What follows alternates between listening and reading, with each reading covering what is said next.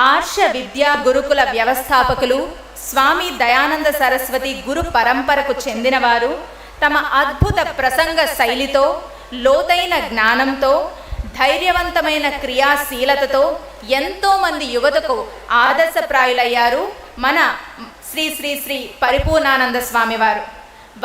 వారు తమ అనుగ్రహ భాషణంతో మనకు మార్గనిర్దేశకం చేయవలసిందిగా కోరుతున్నాము.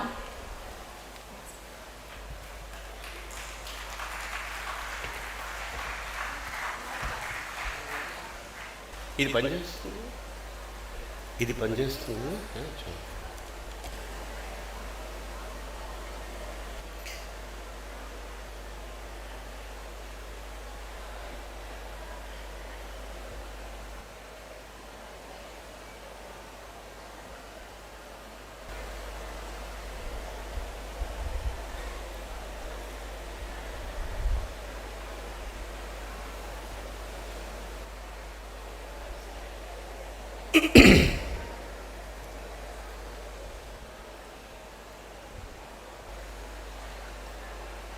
योऽन्तः प्रविश्य मम वाचमिमां प्रसुप्तां सञ्जीवयति अखिलशक्तिधरः स्वधाम्ना अन्यांश्च हस्तचरणश्रवणत्वगादीन् प्राणान्नमो भगवते पुरुषाय तुभ्यं. गुरुर्ब्रह्मा गुरुर्विष्णुः गुरुर्देवो महेश्वरः गुरु साक्षात् परं ब्रह्म तस्मै श्री गुरवे नमः. दयानंद चरणौ मनसा स्मरामि, दयानंद चरणौ शिरसा नमामि. नमः सभाभ्यः सभापतिभ्यश्च वो नमः. अत्र उपस्थिताः आगताः सर्वे विद्वज्जनाः तथा च श्रोतारः एतत् रामायण समीक्षा महत्कार्यम् अत्र आयोजितवन्तः. महान् सन्तोषः मुदावहः. अत्र कुलपति महोदयः संस्कृत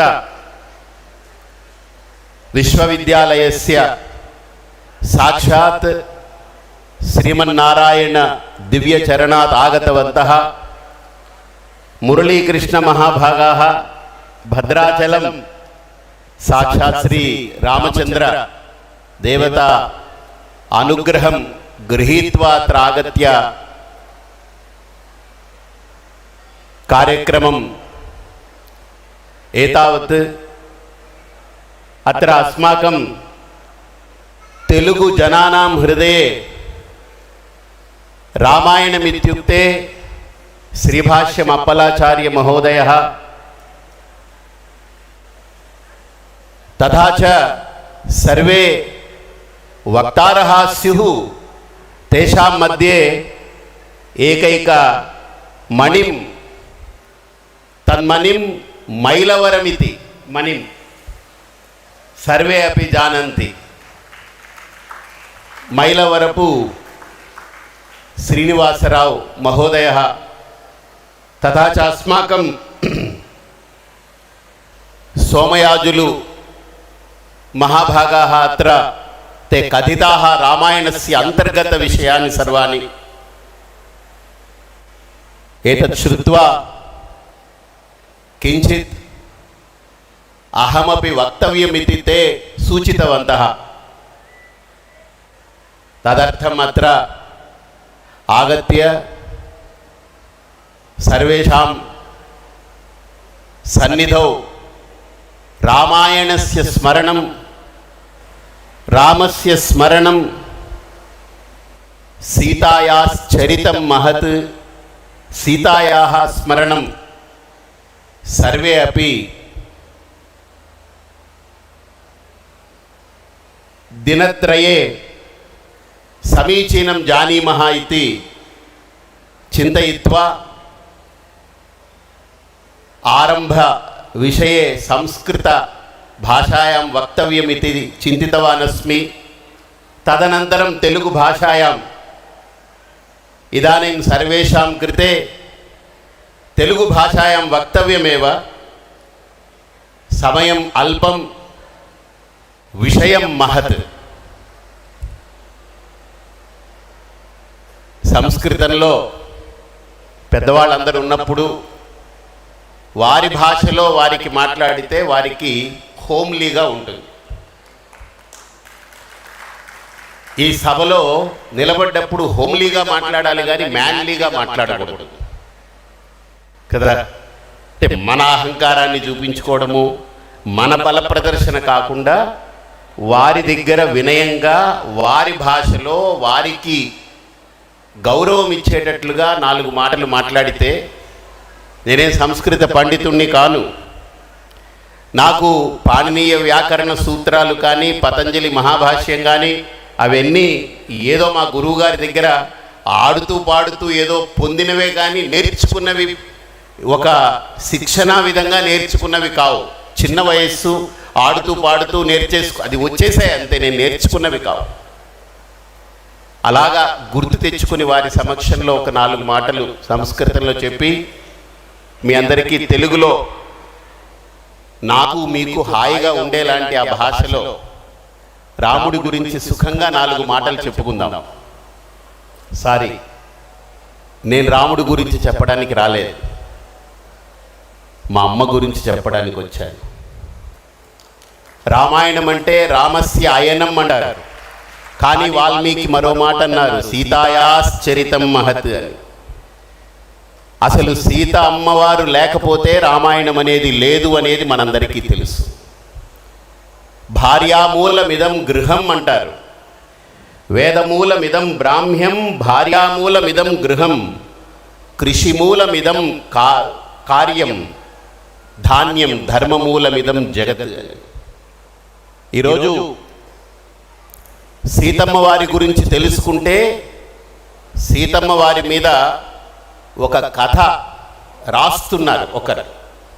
వారు నా దగ్గరికి వచ్చి కొన్ని మాటలు కూడా అడిగారు, సీతమ్మ వారి గురించి ఎలా ఒక సినిమా తీస్తే రాముడు కాదు అక్కడ హీరో, సీతమ్మనే హీరో, అలా తీయాలంటే ఎలా రాస్తే బాగుంటుందనే ఆలోచన ఒక ఆయన చేస్తూ నా దగ్గర కూర్చున్నప్పుడు చెప్పానన్నమాట. చాలా విషయాలు చర్చించుకున్నాం. వాల్మీకి మహర్షి మనందరికీ ఆది కావ్యం అంటాం రామాయణం, కానీ నేనంటాను ఇంకో కావ్యం ఏదైనా ఉంటే అది ఆది కావ్యంగా మిగిలిపోతుంది. ఇంకో కావ్యం లేదు కాబట్టి అది అనంత కావ్యం. అది రామాయణం అనేది ఆది కావ్యం మాత్రమే కాదు, అది అనంత కావ్యం. అది దానికి సమానమైన మరొక కావ్య స్థితి సాహిత్య ప్రపంచంలో దొరకడానికి చాలా కష్టం. రామాయణాన్ని పరిశీలన చేస్తే మా గురువు గారు ఒకసారి ఆచార్య సభ అని ఇలాగనే భారతదేశంలో ఉండే స్వామీజీలు పీఠాధిపతులు అంటే 100 సంవత్సరాలు పైబడినటువంటి ఆశ్రమాలు కానీ పీఠాలు కానీ ఆ యతీశ్వరులను ఒక దగ్గరికి తీసుకొచ్చారు. తీసుకొచ్చినప్పుడు ఒక స్వామీజీ ఉత్తర భారతదేశం నుంచి వచ్చారు. ఆయన చాలా అద్భుతంగా మాట్లాడారు. ఆయన ఏమన్నారంటే, మనం ఈరోజు హిందుత్వము హిందువులు ఇలాగా అది ఇది అని మాట్లాడుకుంటున్నాం, కానీ మూలమైన అంశం మనం మర్చిపోయాము. మనము ప్రచారంలోకి తేవట్లేదు. దాన్ని హిందువులు దాన్ని పూర్తి స్థాయిలో దాన్ని స్వీకరించి దాన్ని అవగాహన చేసుకోలేకపోయారని. ఆ రోజు నా వయస్సు చాలా చిన్నది. అప్పుడు వచ్చిన స్వామీజీలందరికీ నీళ్ళు అందివ్వడం, వాళ్ళకి ఏదైనా రూముల్లో ఏదైనా అసౌకర్యంగా ఉంటే వాటి సేవ చేయడం నాకు అప్పచెప్పారు ఆ బాధ్యత. అందుకని నా అదృష్టం ఏంటంటే ఈ మాటలు మాట్లాడే స్వామీజీకే నాకు సేవ పెట్టారు. ఆయన ఆ రోజు అన్న మాట నాకు ఇప్పటికీ నా గుండెల్లో ప్రతిధ్వనిస్తూ ఉంటుంది. హిందుత్వం అంటే ఏమిటి అని అంటే 2 ముక్కల్లో చెప్పారు ఆయన. విద్యా తపోభ్యాం పూతాత్మ అన్నారు. హిందూ అన్నవాడికి రెండే లక్షణాలు ఉండాలి. ఈ రెండిట్లో ఒకటి ఉన్నా కాస్త పర్వాలేదు, ఓ 50 మార్కులు ఇచ్చి సర్దుకోవచ్చు. ఇవి రెండూ లేకపోతే నేను హిందువుని అనుకోవడం వ్యర్థమే.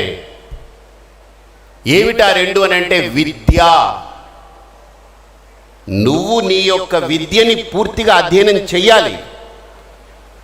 నీదేమిటో నీకు తెలియకపోతే ఎవడు ఏం చెబితే అది వినేసిపోతూ ఉంటాం, లేదా మనం కొట్టుకుపోతుంటాం. నీకు తెలిస్తే ఎవడో వచ్చి నిన్ను కన్విన్స్ చేయడానికి ఇష్టపడడు, ఎందుకంటే వాడి దగ్గర సత్తా సరుకు సరిపోదు కాబట్టి. రెండోది, నీకు తెలిసిన దానిని నువ్వు దృఢంగా దాన్ని నీ లోపల వివేకము, విచక్షణ, వైరాగ్యం అనే 3V. RRR మూవీ వస్తే చాలా పెద్దది అనుకున్నాం మనం, కానీ మన శాస్త్రాలు అంటున్నాయి ప్రతి వ్యక్తి దగ్గర 3 వకారాలు ఉండాలి. 3 వకారాలు ఉంటే మిగతా వికారాలు పక్కకు పోతాయి. ఈ 3 వకారాలు ఏంటంటే విచక్షణ, రెండోది వివేకము, మూడోది వైరాగ్యం. మనిషి దగ్గర ఎంత ఉన్నా సరే నేను ఇది వదిలిపెట్టి వెళ్ళిపోతాను ఒకరోజు అనే వైరాగ్యము అనుక్షణము బయలుదేరితే వాడు రాముడికి దగ్గరగా బతికినట్టు అర్థం. ఎంత ఉన్నా ఒకరోజు నేను వదిలిపెట్టి వెళ్ళిపోవాల్సిందే అనే ఆలోచన పుడితే ఈ సమాజంలో చాలా మార్పులు వస్తాయి. ఆ వైరాగ్యము నశించడమే ఈరోజు ఈ సమాజానికి గందరగోళపు స్థితిలో పడేస్తావు. నాయకులకి నా పదవి శాశ్వతంగా ఉండాలనే భ్రమ, ధనికులకి నా డబ్బు ఇంకా పెరగాలి, నాకు డబ్బు శాశ్వతమనే భ్రమ. ఇలా ఒక్కొక్క రంగంలో ఒక్కొక్కళ్ళకి కూడా నేను శాశ్వతంగా ఉండాలి, నాది శాశ్వతంగా ఉండాలనేటువంటి భ్రమలో అసలు శాశ్వతమైనది ఏంటో వదిలేశారు వాళ్ళు. ఏది సత్యమో ఏది శాశ్వతమో వదిలేయడం వల్ల వాళ్ళకి ఏదో ప్రారబ్ధవశాత్తు లభించింది, ఇది శాశ్వతమైపోవాలి, ఇది నా దగ్గర నిలబడిపోవాలని పట్టుకోవడమే వైరాగ్య రాహిత్యానికి సంకేతం. కాబట్టి నా దగ్గర డబ్బు ఉండని గాక, ఈ డబ్బు దేనికి వాడాలి? ఇగో ఈ కార్యక్రమం. నారాయణం వాళ్ళ దగ్గర బోల్డ్ డబ్బు ఉండొచ్చు, ఇలాగనే బోల్డ్ కుటుంబాల దగ్గర డబ్బు ఉండొచ్చు. దాన్ని గోవాలో క్యాసినోకో లేదా ఇండోనేషియాలోనో మకాయిలోనో లేకపోతే అక్కడ ఇక్కడ తీసుకెళ్ళి ఖర్చు పెట్టడంలోనో అఫ్కోర్స్ అది కూడా పెట్టుకోవచ్చు. వాళ్ళ దగ్గర డబ్బు ఉంది, వాళ్ళు సరదా కొంత పెట్టుకోవచ్చు. కానీ లోపల ధార్మిక భావం ఉంటుంది చూసారా, ధర్మం అనేటువంటి భావానికి నా డబ్బు ఇంత ఖర్చు పెడతాను, దీనివల్ల ధర్మాన్ని నిలబెట్టుకోవాలి, దీనివల్ల ధర్మాన్ని నేను అభివృద్ధి చేయాలనే సంకల్పం ఉంటే ఆ డబ్బుకి సార్థకత వస్తుంది. నువ్వు తిన్నావు, నీ భార్యకు పెట్టావు, నీ పిల్లలు పెట్టావు, అది కుటుంబ పోషణ, అది సహజ ధర్మం. సహజంగా నువ్వు పెట్టాలి. నువ్వు పెట్టకపోతే నేను వదిలేసే వాళ్ళు ఎక్కడ దొరుకుతుందో అక్కడికి వెళ్ళి తీరుతారు వాళ్ళు. అన్నం పెట్టకుండా ఇంట్లో పడేస్తే భార్య అయినా పిల్లలైనా ఎన్ని రోజులు బతుకుతారు? మళ్ళీ వాళ్ళు పుట్టింటికి వెళ్తారు, పిల్లల్ని వేసుకుని వెళ్ళి వాళ్ళు బతుకుతారు వాళ్ళు, లేదా ఏదో పనో పాటో చేసుకుని బతుకుతారు. సహజ ధర్మం. అలాగనే నా సరదాల కోసం వాడుకుంటాము, కానీ ఇవి కాదు నీ ధర్మానికి, నీ ధనానికి సార్థకత. స్వల్పమప్యస్య ధర్మస్య త్రాయతే మహతో భయాత్. ఇదిగో ఇలాంటి కార్యం నిర్వహించారే, వాళ్ళు ఖర్చు పెట్టే రూపాయలు ఒక 10 పైసలో 20 పైసలో తీసి ఇది పెట్టారే, ఈ 20 పైసలు పెట్టిన ఖర్చు ఆ 80 పైసలకి దాన్ని దాటిపోయినటువంటి సమాంతరమైనటువంటి శక్తివంతమైన ఫలితాన్ని వాళ్ళకి ఇచ్చి తీరుతుంది. కాబట్టి విద్యా తపోభ్యాం పూతాత్మ, ఆ స్వామీజీ చెప్పింది నా మనస్సులో పడింది దృఢంగా. ఆ తరువాత నేను మా గురువుగారి దగ్గరికి వెళ్ళి అసలు విద్య ఏంటి, తపస్సు ఏంటి అనేటువంటి దాని మీద ప్రశ్నించడం మొదలుపెట్టాను. ఆయనతో మాట్లాడాను, మీ గురువుగారిని అడుగన్నారు.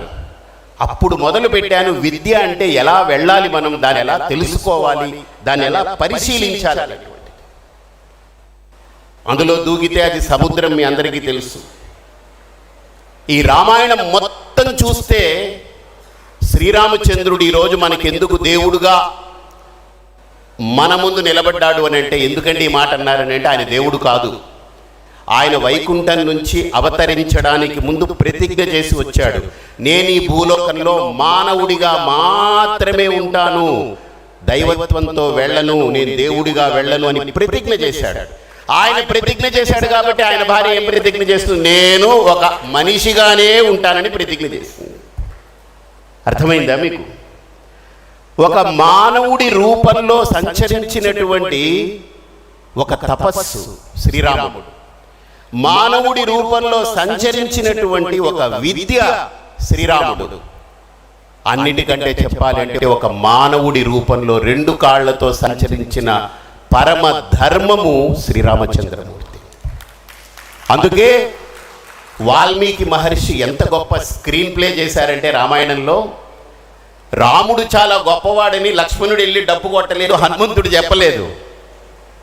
ఈ మారీచుడితోటి వాళ్ళతోటే రావణాసురుడి దగ్గరికి వెళ్ళి, ఏంటయ్యా మీరు రాముణ్ణి ఏం చేయకుండా వచ్చారనంటే, రాముణ్ణి తలవడమే చాలా గొప్ప భాగ్యం అనిపిస్తుంది, రాముణ్ణి ఏదైనా చెయ్యమంటావా, నీకేం దౌర్భాగ్యం పట్టిందయ్యా అంటే, ఒక రాజు ఎలా ఉండాలో చూడండి. తన ప్రతిపక్షానికైనా విపక్షానికైనా స్వపక్షానికైనా ఎంత ఆదర్శంగా ఉండాలో రాముడి గురించి, రాముడి యొక్క మనుషులు చెప్పడం కాదు, రాముడి గురించి అవతల విరోధి పక్షం వాడు, రాముడికి ద్రోహం తలపెట్టాలని వచ్చిన వాడు రావణుడి దగ్గరికి వెళ్ళి, రామో విగ్రహవాన్ ధర్మ సాధు సత్య పరాక్రమ అన్నాడు.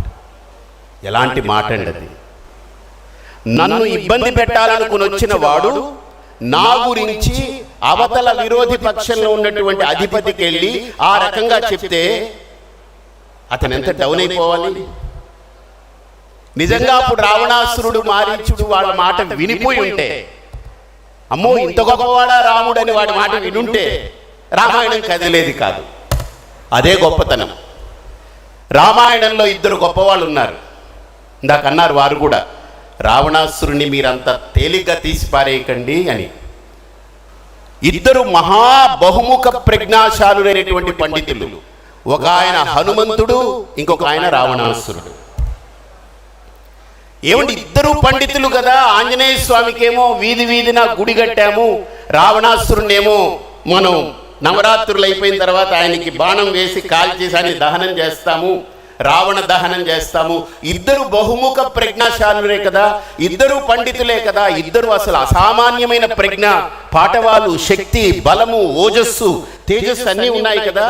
ఎందుకు రావణాసురుని అలా చేశాము, హనుమంతుడిని ఇలా చేశాము అని అంటే, ఎవరైతే ధర్మాన్ని ఆశ్రయించాడో శాశ్వతమైన స్థానాన్ని పొందాడు హనుమంతుల్లా. ఎవరైతే ధర్మాన్ని వ్యతిరేకించారో రావణాసురులా కాల్చబడుతూ ఉంటారు. ఒక్కసారి కాదు, సంవత్సరం సంవత్సరం కాలుస్తూ ఉంటాం అండి. ఒక మనిషి పోతే ఒక్కసారి కాలుస్తాం, కానీ ధర్మాన్ని వ్యతిరేకించిన వాడిని సంవత్సరం సంవత్సరం కాలుస్తూనే ఉంటాం. ఇది మనకు రామాయణం చెప్తుంది, ఇది రామాయణం మనకు నేర్పింది. రెండవది, రామాయణంలో సీతమ్మ గురించి చెప్తానన్నారు కదా. అసలు సీతమ్మ ఏమిటి? మనందరం రాముడి యొక్క గుణగణాలు చెప్పుకుంటాం. ఆయన అంతటి ఔదార్యం, సద్గుణ సంపన్నుడు, గుణఘనుడు, మర్యాదా పురుషోత్తముడని చెప్తాం. కానీ ఆయనంత గుణఘనుడుగా, మర్యాదా పురుషోత్తముడుగా సమాజానికి చాటి చెప్పాలంటే అవతలి ఇంకొక సపోర్టింగ్ క్యారెక్టర్ లేకపోతే కుదరదు. వాల్మీకి మహర్షి యొక్క దార్శనికత ఎంత గొప్పదేనంటే, సీతమ్మ వారి గురించి వర్ణించడంలో ఒక అద్భుతమైనటువంటి ఘట్టమే ఆవిష్కరించారు. జనక మహర్షి యొక్క కుమార్తె సీతమ్మ. మీ అందరికీ అది అవగాహన. జనకుడు రాజు కాదు, చక్రవర్తే. జనకుడు చక్రవర్తి కానీ రాజు కాదు. మన అందరం ఏమంటామనంటే జనక మహర్షి అంటాం చక్రవర్తి కంటే. అంటే నన్ను అడిగేవారు, ఏమండి ఈ సన్యాసులు రాజకీయం గురించి ఎందుకంటే జనక మహర్షే రాజకీయం అప్పుడే ఆరంభించాడు, అందుకే బాగుండింది, సీతమ్మ వారిని అప్పచెప్పారని అంటుంటారు. కాబట్టి జనకుణ్ణి మనం మహర్షి అంటాం. భగవద్గీతలో కూడా శ్రీకృష్ణ పరమాత్మ పూర్వపు సంస్కారం వదులుకోలేక యదా జనకాదయ అని చెప్పి ఆయన చెప్పుకుంటూ వచ్చారు. జనకుడి లాంటి వాళ్ళు మాత్రమే కర్మయోగాన్ని, జ్ఞానయోగాన్ని, భక్తి యోగాన్ని సమన్వయం చేసి మోక్షము పొందినప్పటికీ కూడా వాళ్ళు ఈ భూమి మీద మనలాగానే జీవిస్తూ ఉంటారు, కానీ మన స్థాయి కాని అత్యున్నతమైన స్థితిలో బ్రతుకుతూ ఉంటారని చెప్పారు శ్రీకృష్ణ పరమాత్మ. అలాంటి జనక మహర్షి యొక్క అసలు ఆయన గురించి చెప్పడం కాకుండా ఆయన పెంపకం గురించి చెబితే ఆయన ఏమిటో మనకు అర్థమవుతుంది. సీతమ్మ వారిని ఎలా పెంచారంటే, అసలు రామాయణం సీతమ్మ వారు ఎడం చేత్తో రావణాసురుని చంపేసి రాగలరు, అంత యోధురాలు సీతమ్మ. 10,000 మంది మహా ముష్టిఘాతంతో ఎవరినైనా మట్టి గరిపించగలిగేటువంటి శక్తి సామర్థ్యం ఉన్నవాళ్ళు ఏమీ చేయలేక ఉన్నటువంటి దాన్ని, ఆ శివధనుస్సుని పెట్టినటువంటి దాన్ని ఎడం చేత్తో లాక్కొచ్చి పెట్టింది ఆవిడ. రాముడు ఎత్తాలంటే కూడా ఆలోచించాడు, కానీ ఆవిడ ఎడం చేత్తో లాక్కొచ్చి పెట్టింది. అంటే ఆవిడ శక్తి అలాంటి చూడండి. అందుకనే చాలామంది స్త్రీలని అబల అబల అబల అంటారు. అసలు ఆబల ఆకారం కాదు, ఆ పెట్టాలి. ఆ బల మగవాడు బలవంతుడిగా పుట్టాలంటే ఎక్స్ క్రోమోజోమ్లో కనుక సరైనటువంటి బలం లేకపోతే, ఒక వై క్రోమోజోమ్ ఇచ్చినంత మాత్రాన వీడిలానే ఉంటాడు, కోవిడ్ వచ్చిన వాళ్ళలాగానే ఉంటాడు ఎప్పటికీ. సో వై క్రోమోజోమ్లో ఎంత ఉందో ఎక్స్ క్రోమోజోమ్లో దానికి ఈక్వల్గా ఉంటేనే ఒక మగవాడైనా బలవంతుడు కాగలడు. ఇన్ఫ్యాక్ట్ ఇంకొక అడుగు ముందుకు వేసి చెప్తాను, పురుషుడు బలవంతుడు కావాలి అని అంటే ఆ బలము లోపల ఉన్నటువంటి శక్తి, ఆ బలం లోపల ఉన్నటువంటి ఆ శౌర్యం స్త్రీదది, పురుషుడిది కాదది. మనం మీసం మెలేస్తాం, కానీ మీసం మెలేసేదానికి పుట్టించిన మీసమే ఆవిడ.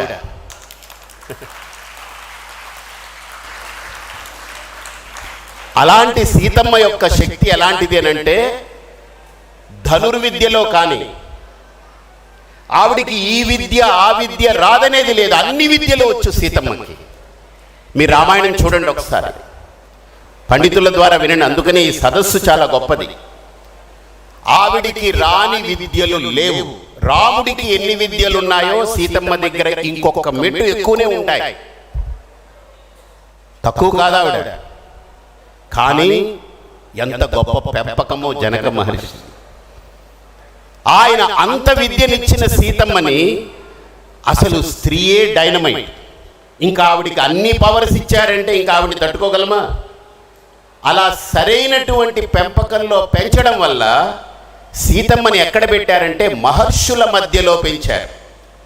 వేదాంతాన్ని ఇచ్చారు, వైరాగ్యాన్ని ఇచ్చారు, అడవుల్లో పెంచాడు. ఎందుకంటే రేపు భవిష్యత్తులో అడవికి వెళ్లాల్సి వచ్చినా ఆవిడ ఇప్పుడు ప్రిపేర్ అవ్వాలి. అదే పెళ్లి చేసుకోగానే వెంటనే ఇంట్లో అత్తగారు మామగారు మీరు వేరే కాపురం పెట్టుకోండి, ఇప్పుడు మా ఇంట్లో ఉన్నంత మాత్రాన మీకేం సరిపోదు, మీరు వెళ్ళిపోయి ఒక కాపురం పెట్టుకోండి అంటే ఆడపిల్లకి వంట రావాలంటే కష్టం, ఆడపిల్ల ఇల్లు చక్కబెట్టాలంటే కష్టం. ఎందుకంటే ఇంట్లో అల్లారు ముద్దుగా మా అమ్మాయికి అసలు కాళ్ళు కింద పెట్టకుండా పెంచేసామండి. చూడండి, ఆనాడు సీతమ్మని అడవుల్లో నిలబడే శక్తినిచ్చారు. అడవుల్లో రావణుడంతటి వాడు సీతమ్మని పట్టుకెళ్తే సీతమ్మ ఏడవలేదు, రాముడు ఏడిచాడు. గిరులు, తరులు, సురులు, మీరందరూ ఏం చేస్తున్నారయ్యా? అందులో చాలా గమ్మత్తుగా చమత్కారం ఒకటి ఉంది. సూర్యుని అడుగుతాడట రాముడు, నువ్వు పగలంతా ఉన్నావు కదా, నా సీత ఎక్కడికి వెళ్ళిందో నీకు తెలిసి ఉంటుంది చెప్పు అన్నాడట. ఏం మాట రాలేదు. ఓహో, అయితే రాత్రి పట్టుకెళ్ళి ఉంటాడని రాత్రి దాకా ఆగి, చంద్రుడా నువ్వు రాత్రి అంతా ఉన్నావు కదా, నీకు తెలుసు కదా సీతమ్మని ఎటు పట్టుకెళ్ళాడో చెప్పు అన్నాడట. నక్షత్రాలను అడిగాడట, కొండలను అడిగాడట, మట్టిని అడిగాడట. ఎవరో అంటాడు, ఎవడో ఒకడు నింద వేస్తే సీతమ్మని అడవికి పంపాడండి, ఏం ప్రేమ ఉందండి రాముడికి అని గోగినేని, పోగినేని, పాగినేని ఈ నేనులన్నీ మాట్లాడితే మనం అందరం వినాలి. మన దౌర్భాగ్యం అది కదా.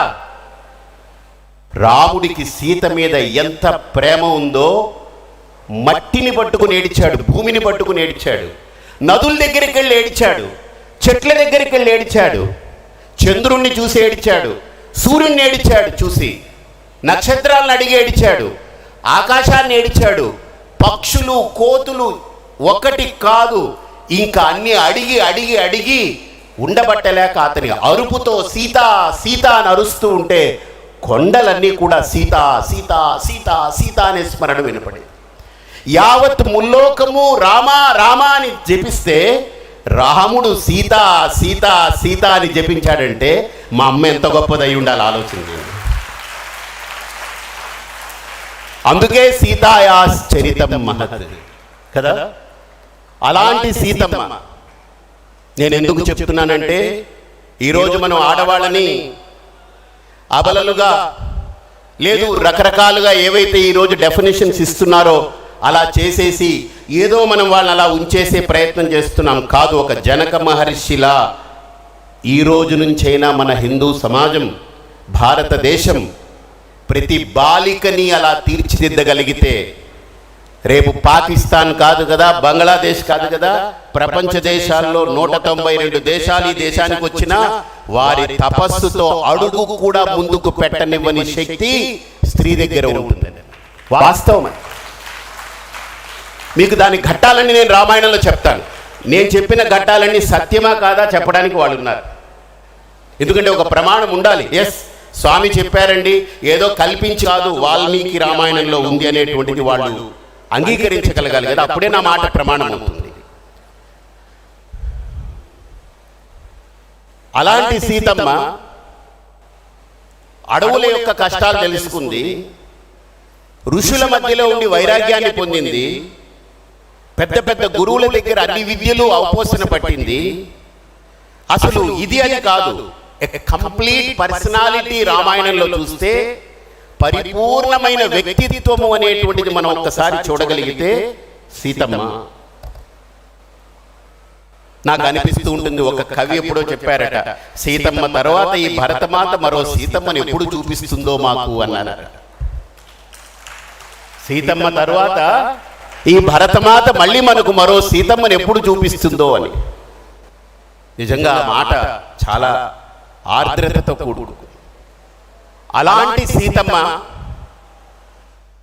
రాముడికి పెళ్లి చేసుకున్న తర్వాత, శ్రీరామచంద్రమూర్తిని వివాహమాడిన తర్వాత, ఇయం సీత మమ సుత అని చెప్పి అప్పచెప్పి పంపిన తర్వాత మొట్టమొదటి పరీక్ష సీతమ్మకు. దశరథ మహారాజు శ్రీరామచంద్రుల వారిని నువ్వు అడవికి వెళ్ళాలి అంటారు. పితృవాక్య పరిపాలకుడు రాముడు అడవికి వెళ్ళాడు కాబట్టి అని అంటారు. కాదు, శ్రీరాముడు ఎప్పుడో పితృవాక్య పరిపాలన చేశాడు. ఆయన అసలు ఎవరో కళ్ళు ముక్కు తెలీదు చిన్నపిల్లవాడు విశ్వామిత్రుడు నిన్ను అడుగుతున్నాడు వెళ్ళాలి అని అంటే, మా ఇంట్లో మా అమ్మను వదలాలా, ఈ భోగాలను వదలాలా, ఈ కోటలను వదలాలా, ఈ ఆనందాన్ని వదలాలా, ఈ సన్యాసి ఎవరో వచ్చి మమ్మల్ని లాక్కెళ్ళిపోతుంటే నువ్వు వెళ్ళిపోరా అని మా నాన్న ఉచిత సలహా ఇస్తాడు. మా నాన్నేమో ఇక్కడ కూర్చొని మంచిగా తాగి తిని విందులు వినోదాల్లో ఉంటాడు, మేము ఇవన్నీ కోల్పోవాలా అని ఆలోచించలే. వెంటనే వాళ్ళ నాన్న చెప్పారని వెళ్ళిపోయాడు ఆయన విశ్వామిత్రుడి వెనక. పితృవాక్య పరిపాలన బాల్యంలోనే ఆయన చూపించాడు, ఎప్పుడో పెళ్ళైన తర్వాత కాదు. కాబట్టి పితృవాక్య పరిపాలన అనేది రాముడి యొక్క ధర్మంలో అదొక మర్మం. అది రాముడి యొక్క ధర్మాల గురించి క్లుప్తంగా మీకు మధ్యలో చెప్తాను సీతమ్మ వారిని చెప్తూ. అయితే సీతమ్మ వారిని వివాహమాడిన తర్వాత శ్రీరామచంద్రమూర్తిని అడవికి వెళ్ళమని ఆజ్ఞాపించిన తర్వాత సీతమ్మ దగ్గరికి శ్రీరాముడు వస్తాడు. నువ్వు కోమలాంగివి, లతాంగివి, నువ్వు ఇలాగుంటావు, నువ్వు ఎంత సుకుమారంగా ఉంటావు, ఎంత గొప్పదానివి అని వర్ణిస్తూ ఉంటాడు రాముడు. ఎందుకు ఇలా వర్ణిస్తున్నాడు? ఈయన పనిపాట లేక, ఈ వేళపాల లేక ఎందుకు రాముడు నా యొక్క సౌకుమార్యాన్ని వర్ణిస్తున్నాడు, నేను ఇంత సుకుమారమైనటువంటి వ్యక్తిని వర్ణిస్తున్నాడని ఆవిడ పట్టేస్తుంది సీతమ్మ. ఓహో, ఇదేదో నెక్స్ట్ ప్లాన్ ఉంది, దానికే ఉపోద్ఘాతం వేస్తున్నారు ఈయన అని అన్న తర్వాత, నా తండ్రి నాకు అరణ్యానికి వెళ్ళమని ఆజ్ఞ వచ్చింది, నేను తిరిగి వచ్చే వరకు నువ్వు ఇక్కడ ఉంటే నువ్వు క్షేమంగా ఉంటావు అంటే, ఈ మాట వాల్మీకి మహర్షి రామాయణంలో పెట్టేశారు. అంత వ్యక్తిగతమైనటువంటి సంభాషణను కూడా ఒక మహర్షి మాత్రమే దర్శించగలరు. ఆ రోజు సీక్రెట్ కెమెరాస్ ఎక్కడా లేవు, బెడ్రూమ్ కెమెరాస్ లేవు, హిడెన్ కెమెరాస్ లేవు. ఇందాక వారు చెప్తున్నారు కదా, అవి ఏవి లేవు మన దగ్గర అని. మరి ఆయన దర్శించారు. వాళ్ళిద్దరి మధ్య జరిగిన సంభాషణ రామాయణంలో వాల్మీకి మహర్షి ప్రపంచానికి అందించారు. ఎందుకు అందించారు? అది అందించకూడనిదైతే అందించరు, అందించాలి, అందుకే అందించాడు ఆయన. అందుకే ఆయన మహర్షి. ఏమని తెలుసా సీతమ్మ? నువ్వు మగవాడివేనా అని అడిగిందట. స్త్రియం పురుష విగ్రహం, నువ్వు మగవాడి రూపంలో కనిపించే ఆడదానివి లాగానే ఉన్నావు అన్నట్టు అనిందట. నాకు అనుమానం వస్తుందని. ఆ మాట అంటే ఏ మగాడైనా చేతులు కట్టుకునో నవ్వుకునో లేదు కాదనుకునో ఊరుకుంటాడా? ఏ మగాడైనా. అందులో రాముడు లాంటి ఓ ధీరోదాత్తముడు ఆ మాట అంటే ఊరుకుంటారండి? ఫస్ట్ ఏంటంటే వాడు ఎడం చేతి వాటం వాడైతే ఎడం చేయి లేస్తుంది, కుడి చేయి వాటం వాడైతే కుడి చేయి లేస్తుంది, ఫస్ట్ లేస్తుంది. కానీ సీతమ్మ శక్తి ఎలాంటిదో, రాముడి ధర్మం ఎలాంటిదో ఈ ఘట్టం చెప్తుంది. ఆయన సీతమ్మ మాటను అంగీకరిస్తాడట. అది మర్యాద పురుషోత్తముడు. ఎందుకు అనంటే ఇక్కడ మనందరం అనలైజ్ చేయాల్సిన చాలా సున్నితమైన అంశం ఏంటనంటే, రాముడు ధర్మాన్ని తప్పని వాడు కదా. ధర్మం అనేది తప్పడం రాముడికి చేత కాదు కదా. ఎందుకని? రామో విగ్రహవాన్ ధర్మ. కానీ ఏదైనా ఏమరుపాటుతో, నా మీద ప్రేమతో, నా మీద ఉండే అభిమానంతో రాముడు కనుక నన్ను ఇక్కడ పెట్టి తాను ఒంటరిగా వెళ్ళిపోతే పెళ్ళాన్ని వదిలేసిపోయాడు అని నా రాముడిని రేపు ఎవరు అనకూడదు. నా రాముడి మీద మచ్చ రాకూడదు. ఆయనకి నా మీద ప్రేమ ఉంది, కానీ ప్రేమ ఉన్నా ధర్మాన్ని ఉపేక్షించకూడదు. ప్రేమ ప్రేమే, ప్రేమ కంటే ధర్మమే గొప్పది. కాబట్టి నా భర్త ధర్మమూర్తి అనడానికి నన్ను అడవికి తీసుకెళ్తేనే తాను ధర్మాత్ముడవుతాడని ఆవిడ ఆ మాట అనిందంటే ఎంత సున్నితమైన అంశం. ఈరోజు రేపట్లో ఏదో ఆయన ఎక్కడికో వెళ్ళాల్సి వచ్చింది ఒక 6 నెలలు, అక్కడేం వస్తువులు ఉండవమ్మా, పెద్ద ఇబ్బంది ఉంటుంది, కానీ నాకు వంట చేసి పెట్టేదానికి దిక్కుమొక్కు ఉండదు, నువ్వు నేను వెళదామంటే ఇందుక నువ్వు పెళ్లి చేసుకుంది నన్ను, ఇందుక నువ్వు చేసుకున్నావు, నువ్వు వెళ్ళిరా, ఒక 6 నెలల్లో సంవత్సరం నువ్వు వెళ్ళిరా, నీకు కావాల్సి ఉంటే అన్నీ ఇక్కడ తయారు చేసి ఇస్తాను, అక్కడ ఫ్రిడ్జ్లో పెట్టుకొని రోజు కాల్చుకొని తాల్చుకుని తింటూ ఉండు నువ్వు అని అంటారేమో. కానీ సీతమ్మ ఆ మాట అనలేదు.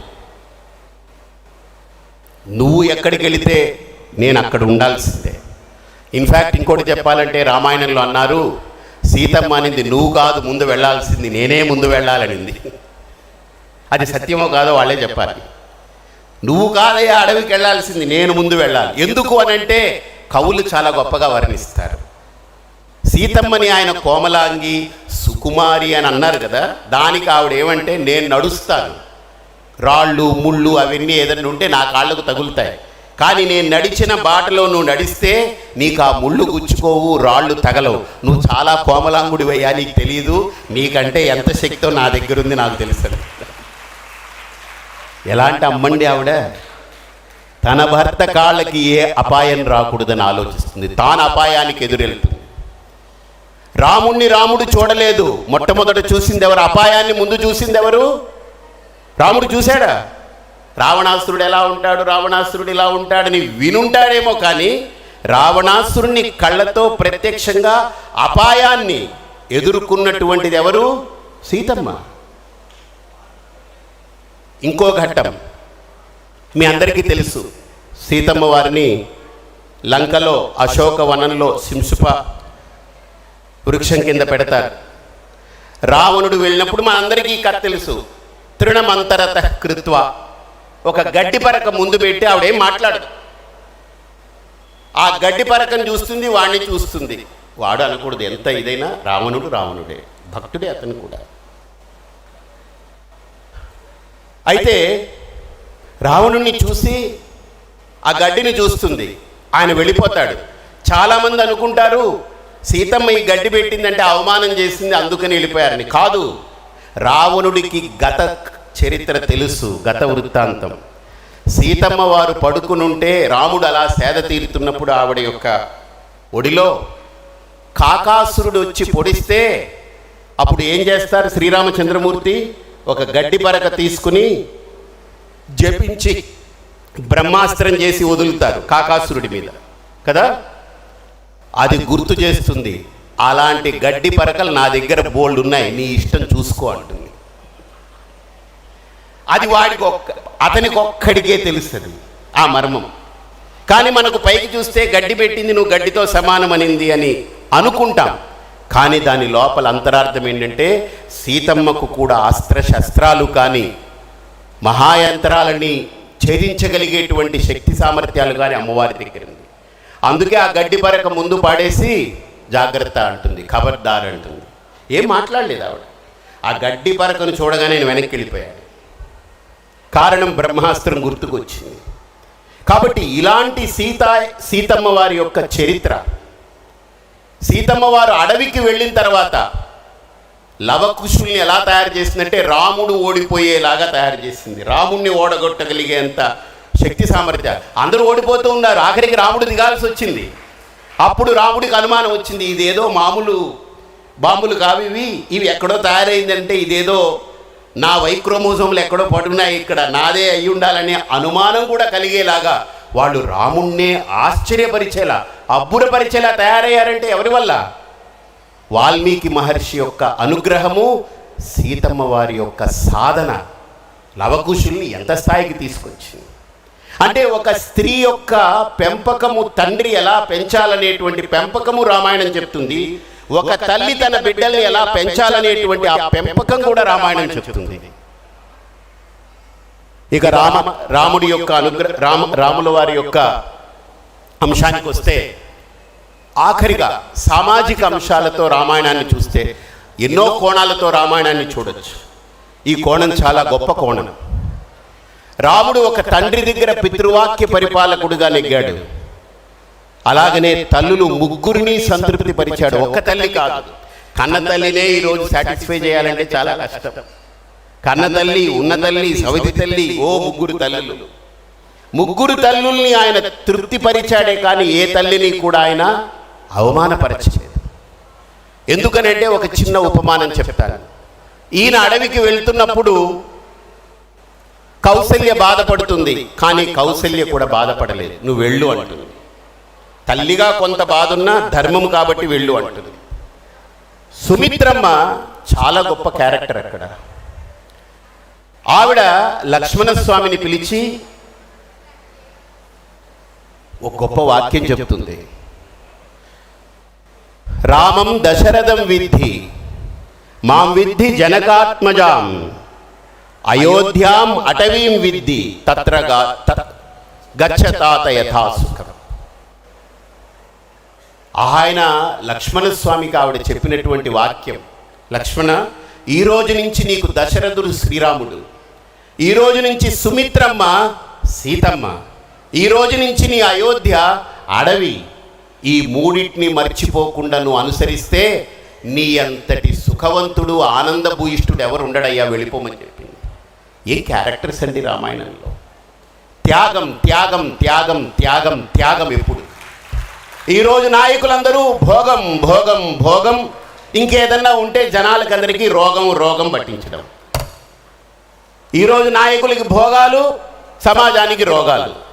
కానీ ఆనాటి నాయకులకి త్యాగం మాత్రమే. త్యాగే నీకే అమృతత్వ మానసు. అద్భుతమైనటువంటి ఘట్టం. ఎంత అద్భుతమైన ఘట్టాన్ని మన ముందు ఆవిష్కరించారు. ఇలాంటి రామాయణంలో ఉన్నటువంటి ఘట్టాల్ని మీ ముందు ఉంచడానికి ఎంతోమంది ఉన్నారు.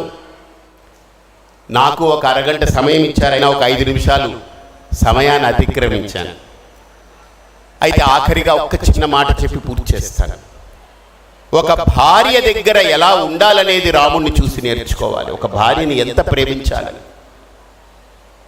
అలాగనే సీతమ్మ రాముణ్ణి ఎప్పుడు ప్రశ్నించలేదు, నన్ను ఎందుకు అడవికి పంపావని. ఎందుకంటే జనవాక్యంతు కర్తవ్యం.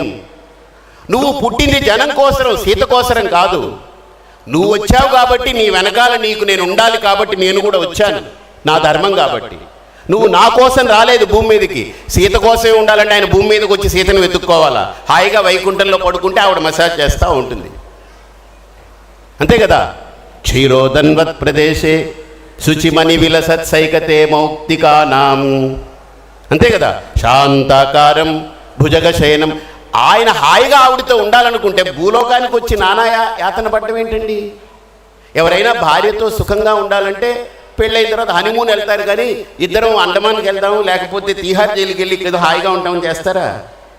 ఒక రకంగా వాళ్ళు భూమి మీదకి రావడం అంటే తన్ను తాను తగ్గించుకోవడమే. అందుకే రాముడు అన్నాడు, నేను అక్కడికి వెళుతున్నప్పుడు దేవుడిగా వెళ్ళకూడదు, నా పాస్పోర్ట్ వీసా మనిషిగానే ఉంటుంది. ఎంత గొప్ప మూర్తి అది. కాబట్టి రామాయణంలో సీతమ్మని రాముడు ప్రేమించినట్టు గుర్తుపెట్టుకోండి.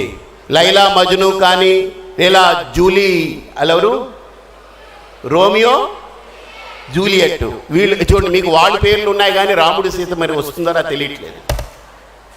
ఈ భూమి మీద షేక్స్పియర్ రాసిన నాటకాల్లో కానీ ఈరోజు సినిమాలు తీసే డైరెక్టర్ల యొక్క బుద్ధిలో కానీ ఒక ప్రేమ అంటే ఎలా ఉండాలో ఎవ్వరూ తీయలేనటువంటి ప్రేమ జంటని మన భారతీయ సంస్కృతిలో వాల్మీకి మహర్షి రామాయణంలో చూపించారు. అంతకంటే గొప్ప కావ్యం ఇంకొకటి లేదు ప్రేమకి. అంతకంటే మధుర ప్రేమ ఎక్కడ దొరకదు మీకు. రాధాకృష్ణుల యొక్క ప్రేమ అంటారు, అది ప్రేమ కంటే ఇంకొక మెట్టు ఎక్కువ. అది మళ్ళీ మాట్లాడుకుందాం ఇప్పుడే. అది ప్రేమ కాదు, మానవ రూపంలో సంచరించి ప్రేమకు నిర్వచనం ఇచ్చినటువంటి దంపతులు శ్రీరామచంద్రమూర్తి సీతారామచంద్రమూర్తి. అసలు ఎలా ఉండాలి భార్య, ఎలా ఉండాలి భర్త అనేది. మరి మీరు ఒక్క ప్రశ్న అడగొచ్చు, సీతమ్మకు అన్నీ తెలుసు కదా, మరి అన్నీ తెలిసిన ఆవిడ ఎలాగ ఏమీ తెలియనట్టు ఉండిపోయింది రామాయణంలో అంటే అదే గొప్పతనం. జనక మహర్షి అది కూడా నేర్పాడు సీతమ్మకి. అమ్మా నీ ఇప్పుడు మనం కొద్దిగా తెలిస్తేనే మిడిసి పడుతుంటాం, అలాంటిది అన్నీ తెలిసిన ఆవిడ ఎలా ఉండాలి అది మనకు నేర్పింది. నిండు ఆకు ఎప్పుడు నిండుగా ఉన్న విస్తరి ఎగిరి పడదు అంటారు. ఎగిరి పడేదేంటి, లోపల ఏమీ లేదనమాట. అంతే కదా. నిండుగా ఉన్నది. నాతో ఇప్పుడు అందరూ మైకుల దగ్గరికి తీసుకొచ్చి మీరు ఏమైనా లడ్డూ గురించి చెప్పరా అని అడుగుతున్నారు. లడ్డు గురించి అందరూ చెప్పేశారు కదా, నేనేం చెప్పాలి? వెంకటేశ్వర స్వామి గురించి చెప్పమంటే చెప్తారు. లడ్డు గురించి చెప్పండి, లడ్డు అందరూ చెప్పేశారు. నేనా 25 రోజులు లేను, ఎందుకంటే నేను ఒక అజ్ఞాతంలో ఉన్నట్టుగా ఒక యోగా శిబిరము చాలా గొప్ప భారతదేశాన్ని రేపు విశ్వగురువుగా నిలబెట్టబోయేటువంటి ఒక గొప్ప కార్యం జరుగుతున్న క్షేత్రంలో నా స్పీచెస్ నన్ను పిలిచి నాకు కూడా కళ్ళు తెరుచుకునేలాంటి ఎన్నో ఘట్టాలని నేను చూసొచ్చాను. దానికోసం వెళ్ళాను. నేను లేను అక్కడ, నా ఫోన్ పనిచేయదు. ఫోన్ పనిచేసే దగ్గరికి నాతో పాటు బ్యాగ్ వస్తే టక మెసేజ్లు వస్తాయి. ఈ లడ్డు ఇదేంట్రా బాబు, నేను ఇక్కడ ఈ దీంట్లో ఉంటే ఈ లడ్డూలు ఏంటండి. మళ్ళీ నేను ఎవరికైనా చేసి కనుక్కుందామంటే వాడి మాట వినపడదు, నెట్వర్క్ ఉండదు. ఎందుకంటే వాళ్ళు అంత రిమోట్లో పెట్టారు, కార్యక్రమం పెద్దది కాబట్టి. తర్వాత బయటకు వచ్చిన తర్వాత చూస్తే దీని గురించి ఇవేవో జరిగిపోయాయి. సరే అయిపోయింది, ఇంక మనం ఇప్పుడు ఎందుకు కొత్తగా పురాణం మొదలెట్టడం ఎందుకు, ఏ జరిగింది ఇంకా జరగని. కానీ ఒక్కటైతే సత్యం, ఎవరైనా సరే దైవంతో ధర్మంతో ఆడుకోవడం అనేది పద్ధతి కాదు. వాళ్ళు ఆడుకుంటే ఈరోజు ఆడుకోవచ్చు, కానీ అదే దైవము అదే ధర్మము వాళ్ళతో ఆడుకోవాలని మొదలు పెడితే ఆ ఆట ఉంటుంది, మామూలుగా ఉండదు ఆట. రాసుకోండి, అది ఎవరికైనా సరే, ఇంక్లూడింగ్ పరిపూర్ణానంద అయినా సరే, ఎవరైనా సరే వదిలిపెట్టదు. దైవంతో ధర్మంతో ఆడే ఆట వదులుతుంది. అది ఎందుకని? పాపం పూర్తిగా పండాలి. నేను చెప్పగలిగేది అదే. అలాంటి సీతమ్మ, అన్నీ తెలుసున్న సీతమ్మ. పర్లేదు ఒక 5 నిమిషాలు. మాస్టర్ మీ సమయాన్ని తింటున్నా నేను మిమ్మల్ని అడిగి. సీతమ్మ ఎందుకు రామచంద్రమూర్తి యొక్క సన్నిధిలో ఏమీ తెలియనట్టుగా కేవలం అనుసరించే వ్యక్తిగా ఉండిపోయింది అనేదానికి ఒక మాట వాడుతుంటారు సీతమ్మ వారిని. సహధర్మచారిణి అని వాడుతారు. అర్థమైందా? అంటే ఏంటి అర్థం? సంస్కృతంలో చాలా గొప్ప పదం. ధర్మచారిణి అంటే ఏంటి? ధర్మాన్ని ఆచరించేది. ఆవిడ ఏం ధర్మం ఆచరించిందయ్యా అనంటే రాముడే కదా ధర్మము, ఆయన అనుసరిస్తూ పోయింది, అంతే, ఇంకేం చేయలేదు ఆవిడ. ఆవిడికి అన్నీ తెలిసినా రాముడు ఉన్నాడు కదా, నాకెందుకు, ఆయన్ని ఫాలో అయిపోతానంతే, నేను ఊరికినే పెట్టడం. అందుకే ధర్మచారిణి అనేటువంటి పదం సీతమ్మ వారికి పెట్టి సహా అనే పదం పెట్టారు. ఎందుకంటే రాముడిని అనుసరిస్తూ ధర్మాన్ని ఆవిడ ఆచరించినట్టు. ఏం చేయక్కర్లే, రాముడిని అనుసరిస్తూ పోవడమే. ఇప్పుడు మీకు ఒక డౌట్ వస్తుంది, అదేంటండి ఆవిడ కదా ముందెళ్ళింది, రాముడు ఆవిడని అనుసరించారు కదా అని మీరు ఒక ప్రశ్న వేయచ్చు. అంటే ఆవిడ ఎక్కడెక్కడైతే రామకార్యం జరగాలో ఆవిడ ముందెళ్ళింది. ఎప్పుడు కూడా రామాయణం మనకు ఒకటి చెప్తుంది, మన కింద ఉన్నటువంటి వాళ్ళు ఎప్పుడు ఎఫిషియెంట్ పీపుల్ అని చెప్తుందంటే రామాయణం, రామకార్యాన్ని రాముడు చేయలేదండి. రామకార్యాన్ని లక్ష్మణస్వామి చేశారు, రామకార్యాన్ని హనుమంతుడు చేశాడు, రామకార్యాన్ని సుగ్రీవుడు చేశాడు, రామకార్యాన్ని మొదట ఆరంభించింది సీతమ్మ. కాబట్టి ఆయన అర్ధాంగిగా, సమస్తాంగిగా, సర్వాంగిగా సీతమ్మ వారు వెళ్ళింది, ఆవిడ మొదలుపెట్టింది. కాబట్టి రాముడి యొక్క సక్సెస్ తన క్రింద ఉన్న వాళ్ళ యొక్క ఎఫిషియన్సీ మీద ఆధారపడింది. అలాగనే ఏ కంపెనీ అయినా, ఏ ఇన్స్టిట్యూషన్ అయినా, ఏ వ్యవస్థ అయినా సరే, ఎవరైనా సక్సెస్ అవ్వాలి అంటే తన క్రింద ఉన్నటువంటి ఎఫిషియెంట్ పర్సనాలిటీస్ వల్ల వాళ్ళు ఎలివేట్ అవుతూ ఉంటారు. కింద చచ్చుపుచ్చున్నారనుకోండి, చెబితే కానీ చేయడండి వీడు అని అంటే వీడికి చెప్తూ కూర్చోవడం మనకు సమస్య. అది లేదు, చెప్పినా చెయ్యడండి కానీ మంచోడంటే ఆ మంచితనంతో మనం ఏం చేయాలి, నెత్తినేసి కొట్టుకోవాలి. నేను మొన్న కవి గారితో మాట్లాడుతూ, ఆయన సినిమా రైటరు కవి, మాట్లాడుతూ ఏమండి ఈ సినిమాలో మంచితనం గురించి చెప్పాలనుకుంటున్నాను, ఒక డైలాగ్ చెప్పండి అన్నారు. దానికి ఒక డైలాగ్ రాశారు, మంచితనం చాలా టేస్ట్గా ఉంటుంది అందుకని అందరూ తినేద్దామని చూస్తారు. మంచితనం చాలా టేస్టీగా ఉంటుంది అందుకని అందరూ తినేద్దామని చూస్తారు. అందుకే మంచితనాన్ని ప్రొటెక్ట్ చేసుకోవడం కూడా చాలా ఇంపార్టెంట్.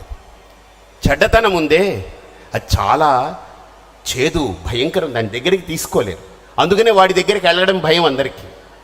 మంచోడి దగ్గరికి ఎవడైనా వస్తాడు, అంతేనా కాదా? కాబట్టి మంచితనం చాలా రుచిగా ఉంటుందండి, దాన్ని అందరూ నాకేద్దాం, లాగేద్దాం, పీకేద్దాం అని చూస్తారు.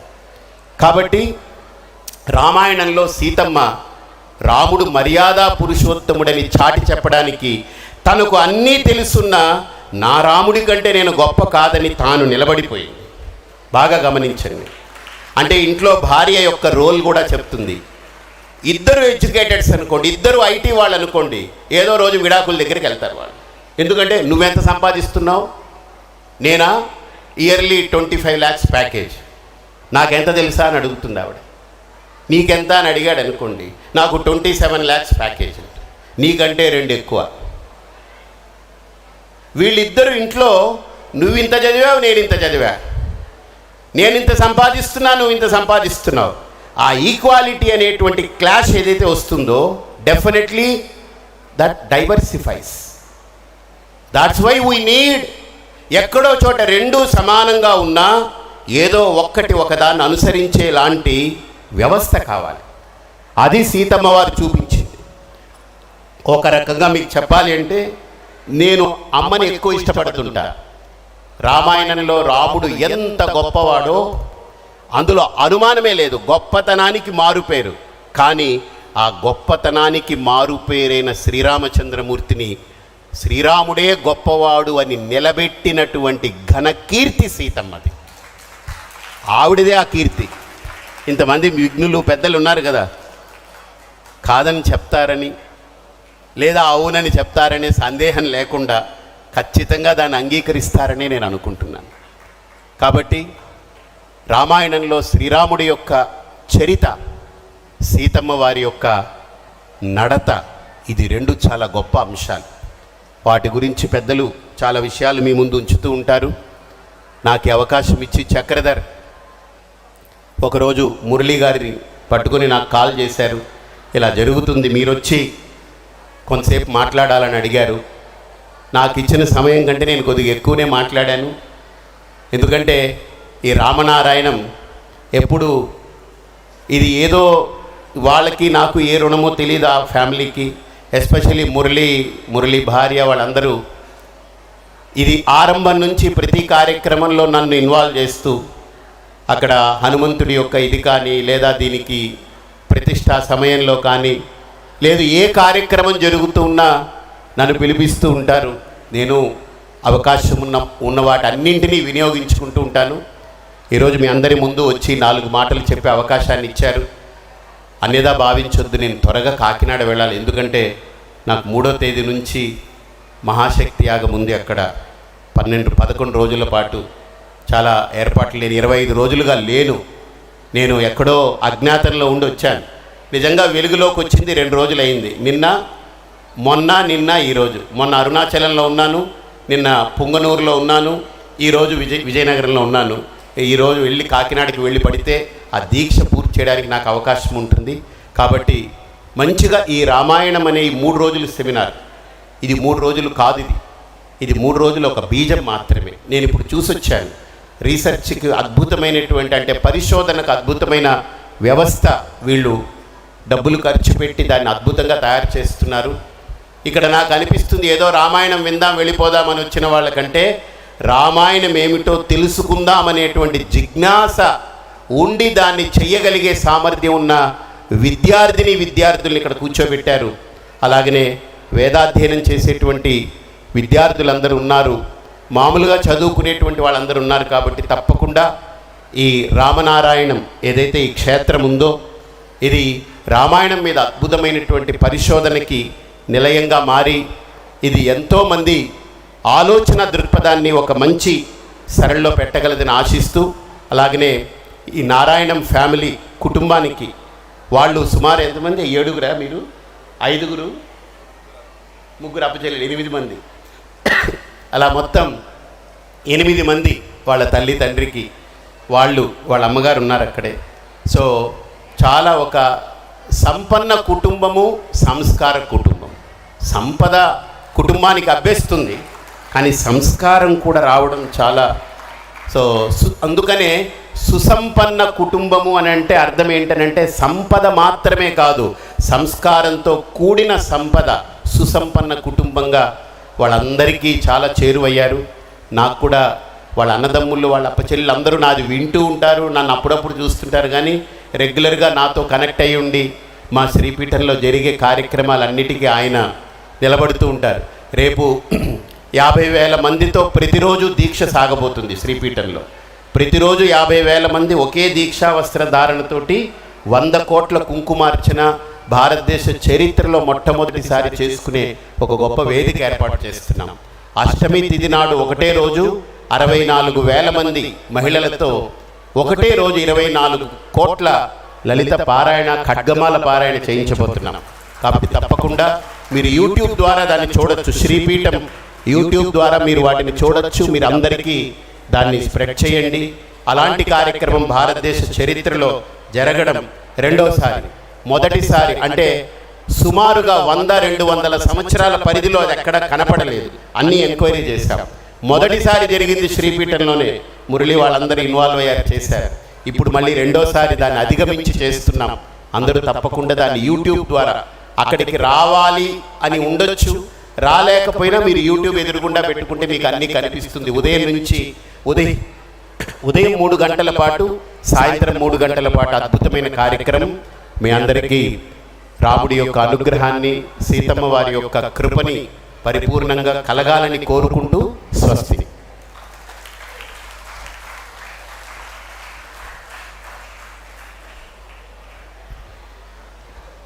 రామనారాయణానికి ఎప్పుడూ అండగా నిలిచి రామాయణం పట్ల, రాముడి పట్ల, ఎస్పెషలీ సీతమ్మ పట్ల మనలో స్ఫూర్తిని నింపే మహాద్భుతంగా ప్రసంగించిన శ్రీ శ్రీ శ్రీ పరిపూర్ణానంద స్వామి వారికి శిరస మనస ప్రణమిల్లుతున్నాము. వారిని సత్కరించవలసిందిగా వేదికను అలంకరించిన పెద్దలందరినీ, నారాయణం కుటుంబ సభ్యులను కోరుతున్నాం.